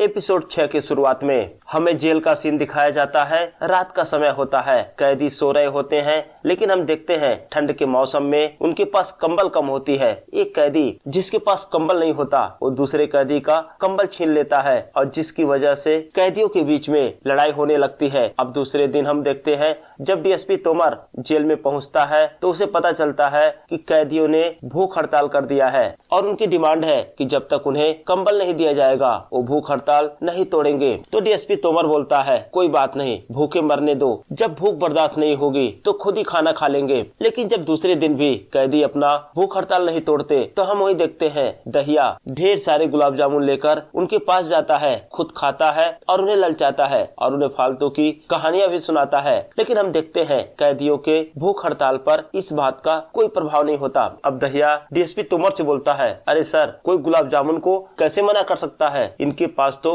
बहुत ही संयम है। सुनील को ये सब चीजें अच्छी नहीं लगती। उसे लगता था कि कैदियों को कंबल तो मिलना चाहिए, लेकिन वो डीएसपी से कुछ नहीं बोलता। अब सीन शिफ्ट होता है और हम देखते हैं सुनील से सैनी साहब पूछते हैं कि सर ये कंबल का क्या हो रहा है। तो सुनील बोलता है, मुझे कुछ नहीं पता। तो सैनी साहब बोलते हैं कि पहले हर 2 कैदी पर एक कंबल हुआ करता था, लेकिन अब तो वो भी नहीं है। तो सुनील बोलता है, मुझे लगता है कि कोई कंबलों की चोरी कर रहा है। तो सैनी साहब बोलते हैं, अगर आप कहो तो मैं पता लगाऊं। तो सुनील बोलता है, जैसी आपकी मर्जी। अब सुनील किसी बात पर एक्शन नहीं लेना चाहता था। और वहीं दूसरी तरफ हम शिवराज को देखते हैं जब वो अपने घर कॉल करके अपनी माँ से पूछता है कि उसका छोटा भाई जस्सी कहाँ है। तो बोलती है, वो गलत लोगों के साथ जुड़ गया है बेटा। ये बात सुनकर शिवराज काफी उदास हो जाता है। और दूसरी तरफ हम उस कैदी को देखते हैं जो भूख हड़ताल पे था। अब उसकी हालत सीरियस होने लगी थी। जब डॉक्टर आके चेकअप करता है तो डीएसपी से बोलता है, अगर इसे जल्दी कुछ खिलाया नहीं गया तो इसकी जान भी जा सकती है।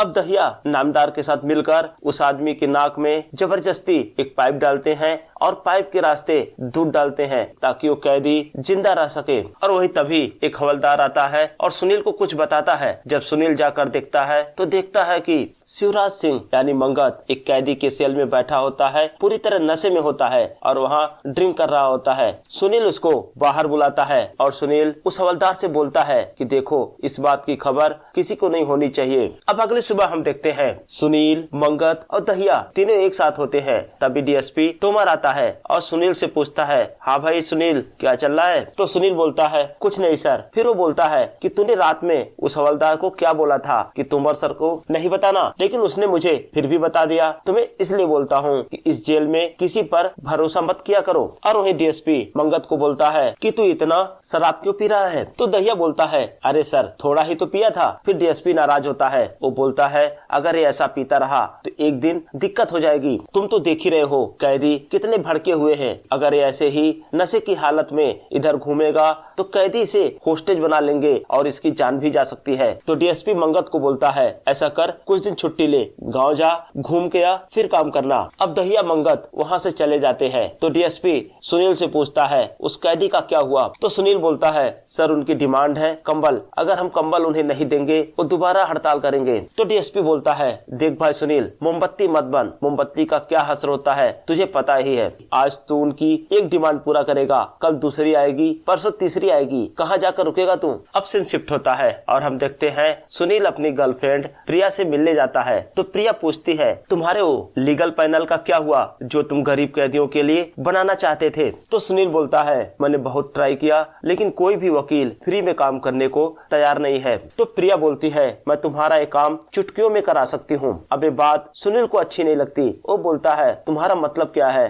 कि मैंने सही से कोशिश नहीं किया। तो प्रिया बोलती है, मेरा मतलब ये नहीं था। अब सुनील अपनी फ्रस्ट्रेशन प्रिया पर निकालता है। उससे बोलता है, मैं जेलर हूँ, इसका क्या मतलब है, मैं किसी काम का नहीं हूँ। प्रिया नाराज होकर वहाँ से चली जाती है। अब सीन शिफ्ट होता है और हम देखते हैं दुग्गल सुनील को बताता है कि जेल की फैक्ट्री में रात के समय कुछ कैदी गलत काम कर रहे हैं और जेल में कुछ बड़ा गड़बड़ होने वाला है। अब सुनील ये बातें डीएसपी तोमर को बताता है। तो डीएसपी तोमर उसे बोलते हैं कि आज रात तुम और दहिया कुछ कांस्टेबल को लेकर रात के समय फैक्ट्री पर रेड डालो और देखो कि ये लोग वहाँ क्या कर रहे हैं। जब सुनील और दहिया रात के समय फैक्ट्री में रेड मारते हैं तो देखते हैं वहाँ 3 कैदी हथियार बना रहे होते हैं। जब उनसे पूछा जाता है ये हथियार किसके लिए बना रहे थे तो बताते हैं हड्डी और त्यागी गैंग के लिए, क्योंकि हड्डी और त्यागी गैंग मिलकर सरदार गैंग पर हमला करने वाला था और इसीलिए ये हथियार बनाए जा रहे थे। अब एसपी साहब दहिया को बोलते हैं कि पूरे जेल में सारे कैदियों की तलाशी लो और देखो उन्होंने कितने हथियार छुपा रखे हैं। हालांकि डीएसपी तोमर इसके लिए मना करता है, लेकिन फिर भी सुनील और दहिया पूरे जेल में सारे कैदियों की चेकिंग करते हैं, लेकिन उन्हें वहाँ कोई हथियार नहीं मिलता। तो तोमर बोलता है, मैंने पहले ही मना किया था कि इस रेड के बाद सारे कैदी अलर्ट हो गए हैं, उन्होंने अपने हथियार कहीं छुपा दिए होंगे। अब सीन शिफ्ट होता है और हम देखते हैं सैनी साहब सुनील से मिलते हैं और बताते हैं, मैंने अकाउंट्स की फाइलें चेक की तो मुझे पता चला कि जेल को जितने पैसे मिले थे कंबल कंबल खरीदने के लिए वेंडर को सारे पेमेंट हुए, लेकिन बाद में मैंने देखा कि वेंडर ने तो सिर्फ 1/4 ही कंबल जेल को दिया, बाकी कंबल उसने दिए ही नहीं। तो सुनील बोलता है उसके बिल पर साइन किसने किया है? तो सैनी साहब बोलते हैं उस पे साइन डीएसपी तोमर और एसपी साहब के हैं। अब सैनी साहब बोलते हैं कि सर हमें इसके खिलाफ कंप्लेन करनी चाहिए। तो सुनील बोलता है मैं ऐसा कुछ भी नहीं करूंगा, क्योंकि मेरे ऊपर तो पहले ही कैदियों की भलाई के चक्कर में 10,000 रुपए का फाइन लग चुका है। सुनील के जाने के बाद सैनी साहब सोचते हैं मुझे ही कुछ करना होगा। वो सीधा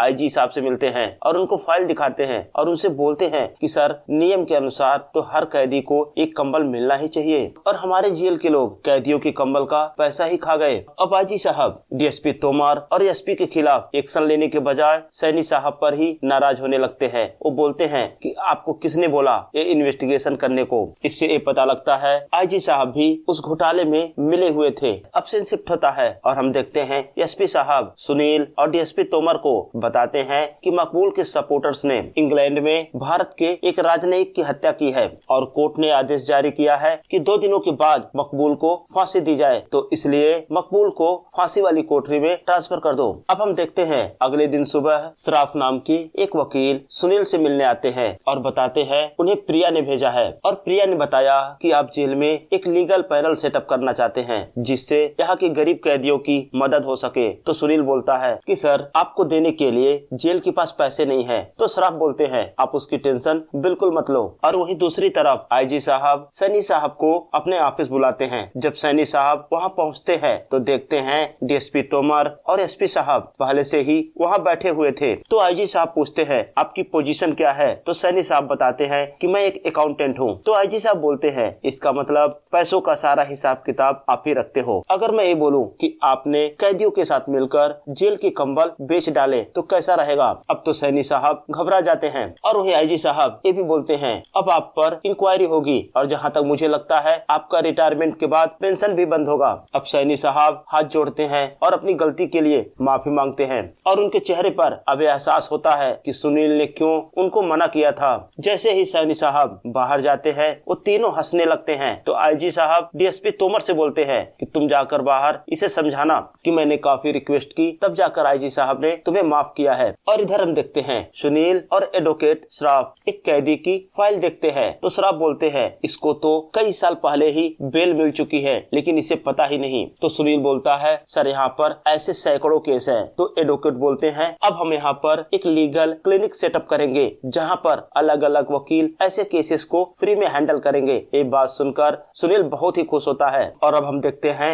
वो जल्लाद जेल के अंदर आ चुके थे जिन्होंने पिछली बार यहाँ पे फांसी दिया था। वहीं एक कांस्टेबल आकर सुनील को बताता है सैनी साहब उनका इंतजार कर रहे थे, लेकिन सुनील उसकी बातों पर ध्यान नहीं देता क्योंकि वहाँ मकबूल भट्ट की फांसी होनी थी। तो सुनील अपने काम में लग जाता है। और मकबूल भट्ट की फांसी होने के बाद अगले दिन सुबह जब सुनील अपने क्वार्टर पहुँचता है तो देखता है दरवाजा अंदर से बंद होता है। उस सैनी साहब को आवाज लगाता है, सैनी साहब कुछ नहीं बोलते। तो सुनील दरवाजे को धक्का देकर उसे खोल देता है, लेकिन जब घर के अंदर जाता है तो वहाँ का नजारा देखकर सन्न रह जाता है। वो देखता है सैनी साहब पंखे से लटके हुए थे। अब अगले दिन जब सुनील अपने घर पहुँचता है तो बहुत ही निराश होता है क्योंकि वो जानता था कि सैनी साहब की बस इतनी ही गलती थी कि उन्होंने सच्चाई के लिए आवाज उठाई। और वही सुनील का भाई अपने घर वालों को न्यूज पढ़कर सुनाता है। वो बताता है कि सुनील ने बहुत बड़ा काम किया है, जेल में गरीब कैदियों के लिए एक लीगल क्लिनिक सेटअप करवाया है, लेकिन सारा काम करने के बाद भी इसका क्रेडिट सुनील को नहीं दिया गया है। और इसी के साथ एपिसोड 6 यहीं पर समाप्त होता है।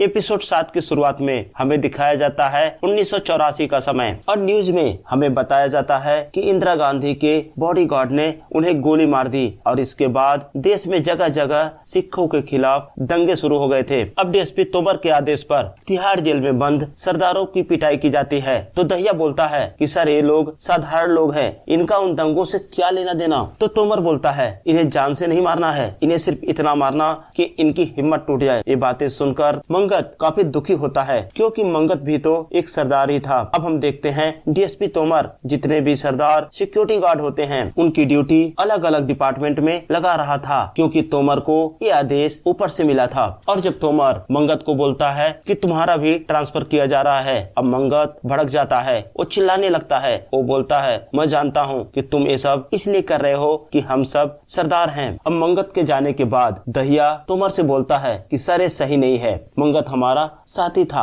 और उसका ट्रांसफर नहीं होना चाहिए था। तो तोमर बोलता है कि देख मैं जो भी कर रहा हूँ सोच समझ कर रहा हूँ, और तू ये भी देख कि मैंने हड्डी गैंग और त्यागी गैंग की आपस में दोस्ती करा ली। अब दोनों गैंग हमारे साथ खड़े हैं सरदारों के खिलाफ और इस वजह से जेल में कितनी शांति है। मुझे अपने जेल में शांति चाहिए। वहीं दूसरी तरफ हम देखते हैं सरजू एक चाकू लेकर आता है और नीला पर हमला करता है और नीला वहीं मारा जाता है। नीला की मौत के बाद सनी त्यागी अपने लोगों को बोलता है कि देखो हमारा यहाँ कोई सगा नहीं है, ना तो हड्डी गैंग, ना तो सरदार गैंग और ना ही इस जेल के पुलिस वाले। तो इसलिए तुम सब अब तैयार रहना। तैयार रहने का मतलब कि जेल में कोई न कोई बड़ी घटना अब होने वाली थी। वहीं दूसरी तरफ हम दहिया को देखते हैं, उस सरजू की पिटाई करता है और उसको कबूल करने के लिए बोलता है कि उसने नीला का मर्डर किया है, लेकिन सरजू मना करता है। तो दहिया उसकी और पिटाई करता है। अब तोमर भी वहाँ आ जाता है। अब दहिया तोमर से बोलता है कि देखो सर, कहाँ है शांति आपके जेल में? आप तो कल कह रहे थे कि अब मेरे जेल में सब तरफ शांति है। अब अगले सीन में हम देखते हैं दहिया कुछ नंबरदार और हवलदारों को लेकर पूरे जेल में हथियार सर्च करता है। वो लोग किचन की सारी बोरियां चेक करते हैं। यहाँ तक दहिया उनको बोलता है जमीन खोदो या कुछ भी करो, मुझे सारे हथियार ढूंढ के लाओ। और वहीं दूसरी तरफ हम देखते हैं सनी त्यागी अपने लोगों को इशारा करता है और इधर सुनील देखता है कि कुछ कैदी रात में बाहर घूम रहे होते हैं। वो उनका पीछा करता है। अब कुछ कैदी दहिया पर हमला करते हैं और उसकी बुरी तरह पिटाई करते हैं। और दूसरी तरफ हम सुनील को देखते हैं, उस पर एक कैदी डंडे से मारता है और सुनील वहीं बेहोश हो जाता है। अब अगले सीन में हम देखते हैं सुनील और दहिया दोनों हॉस्पिटल में एडमिट होते हैं। और दूसरी तरफ हम देखते हैं डीएसपी तोमर सनी से मिलता है और उससे पूछता है कि हमला करने वाले तुम्हारे लोग थे क्या? सनी बोलता है मुझे नहीं पता, लेकिन डीएसपी को पता था। ये हमला सनी ने करवाया है। वो बोलता है कि देख सनी, जो हुआ उसे भूल जाते हैं। आज के बाद तू हड्डियों के साथ या सरदारों के साथ जो मर्जी वो कर, लेकिन मेरे स्टाफ सुरक्षित रहने चाहिए। तो सनी बोलता है कि उन लोगों से ज्यादा गलती तो आप लोगों ने किया है और अब तो जेल में खून बहेगा। पहले मैं सरजू को मारूंगा, फिर 2-4 और हड्डी गैंग के लोगों को मारूंगा। अगर मेरे बीच में आप आए या आपका स्टाफ आए तो मैं उनको भी नहीं छोड़ूंगा और मैं अबे दिखा दूंगा कि तिहाड़ में किसका राज चलता है। ये कहकर सनी वहाँ से चला जाता है। और इधर हम देखते हैं अब सुनील और दहिया भी ठीक होकर अपनी ड्यूटी ज्वाइन कर लेते हैं। अब डीएसपी सारे कांस्टेबल और नंबरदारों को बुलाता है और उनको बोलता है कि जेल में शांति रखने के लिए हमें अब सारे गैंग को अलग अलग बैरक में बंद करना होगा। और सबसे जरूरी बात यह है कि हड्डी गैंग, त्यागी गैंग और सरदार गैंग कभी भी आमने सामने ना आए। तो इसलिए उनका खाना पीना और बाकी जो भी काम है वो अपने बैरक में करें। अब सुनील प्रिया को कॉल करता है क्योंकि वो उससे माफी मांगना चाहता था, लेकिन प्रिया कॉल नहीं पिक करती। उसके घर का कोई और मेंबर पिक करता है और उसको बोलता है कि प्रिया अभी घर पर नहीं है और आपकी बात प्रिया से नहीं हो सकती। और तभी एक कांस्टेबल सुनील को शोभराज का लिखा हुआ एक शिकायत पत्र देता है। तो सुनील शोभराज से मिलता है। तो शोभराज बोलता है कि आपने सी क्लास के सारे कैदियों को तो बंद रखा है, अब ना तो जेल में सफाई हो पा रही है और ना कुछ ही। तो सुनील बोलता है आप तो जानते हो कि जेल की हालत अभी अच्छी नहीं है और अगर हम कैदियों को खुला छोड़ देंगे तो कुछ भी हो सकता है। और सुनील ये भी बोलता है कि देखिए आपके किए गए सारे हेल्प मुझे याद है, इसलिए अगर मैं आपके लिए कुछ कर सकूं तो मुझे बताना, अगर मेरी लिमिट में होगा तो मैं जरूर करूंगा। तो शोभराज बोलता है मेरा बर्थडे आने वाला है और मैं चाहता हूं कि मेरे बर्थडे पर सारे कैदियों को मिठाइयां बांटी जाएं ताकि जेल का माहौल बदल सके। और दूसरी तरफ हम देखते हैं डीएसपी तोमर हड्डी गैंग के लीडर राणा से मिलता है और उसको बोलता है कि अब मैं तुम्हारे साथ हूँ, तुम्हें किसी गैंग के साथ जो भी करना है वो करो, तुम्हें खुली छूट है। ऑप्शन शिफ्ट होता है और हम देखते हैं एक हवलदार ये सारी बातें सनी त्यागी को बताता है कि अब डीएसपी राणे के साथ हैं। और उसी शाम हम देखते हैं जब डीएसपी अपनी बेटी को लेकर जेल से बाहर निकलता है तभी कुछ लोग उसे घेर लेते हैं और डीएसपी के ऊपर गन पॉइंट करते हैं और उसकी बेटी के ऊपर चाकू रखते हैं और डीएसपी को बोलते हैं कि आजकल तुम कुछ ज्यादा ही रंग बदल रहे हो। तभी वहाँ पुलिस आ जाती है और वो लोग भाग जाते हैं। अब हम देखते हैं डीएसपी की वाइफ आती है और डीएसपी की बेटी को वहाँ से लेकर चली जाती है, क्योंकि वो पहले से ही नहीं चाहती थी कि जेल का साया उसके और उसकी बेटी के ऊपर पड़े। और वही सुनील देखता है कि जो डीएसपी हर समय शक्ति दिखाया करता था, आज वो फूट फूट कर रो रहा होता है। अब सुनील सीधा दहिया के पास जाता है और उससे बोलता है कि हमें आपस की छोटी मोटी बातें भुलाकर एक होने की जरूरत है, क्योंकि ये लड़ाई हम अकेले नहीं जीत सकते। अब सुनील और दहिया एक दूसरे को गले लगाते हैं और सीधा एसपी साहब के पास जाते हैं। उनको बोलते हैं कि हमें त्यागियों को खत्म करना होगा, क्योंकि उन्होंने डीएसपी साहब की फैमिली पर हमला किया है और हमें जवाब तो देना ही होगा। तो एसपी साहब पूछते हैं कि आखिर तुम लोग त्यागियों को कैसे खत्म करोगे? तो बोलते हैं पहले हम हड्डी गैंग का विश्वास जीतेंगे और फिर हम सरदारों को शांत कराएंगे। सरदारों को शांत कराने के लिए हमें मंगत की जरूरत होगी। अब सुनील और दहिया मंगत से मिलते हैं और उसको बोलते हैं कि दोबारा जेल की ड्यूटी ज्वाइन करने के लिए। पहले तो मंगत मना करता है, लेकिन जब दहिया उसे समझाता है कि तू अपने गुस्से को जायज मत जाने दे, इसका इस्तेमाल सही दिशा में कर। अब हम देखते हैं मंगत जाकर सरदारों के लीडर को समझाता है और सरदारों का लीडर अब मान जाता है। और दूसरी तरफ अब सुनील और दहिया दोबारा एसपी साहब से मिलते हैं और उनको आगे का प्लान बताते हैं कि हमें त्यागी गैंग के कुछ लोगों का दूसरे जेल में ट्रांसफर करना होगा। तो डीएसपी बोलता है और जो बचे हुए हैं उनका क्या होगा? तो सुनील बोलता है उनको हम पैसों से खरीद लेंगे। तो एसपी साहब बोलते हैं अरे भाई इतने पैसे हमारे पास है कहाँ? तो सुनील बोलता है वो पैसे हम बी क्लास वालों से वसूलेंगे, उनको दोबारा वो सारी सुविधाएं देंगे जो चाहते हैं और उसके बदले हमें मिलेंगे पैसे। और हम देखते हैं अब सुनील और दहिया अलग अलग त्यागी गैंग के लोगों को आपस में जोड़ते हैं। तो हमें बता दो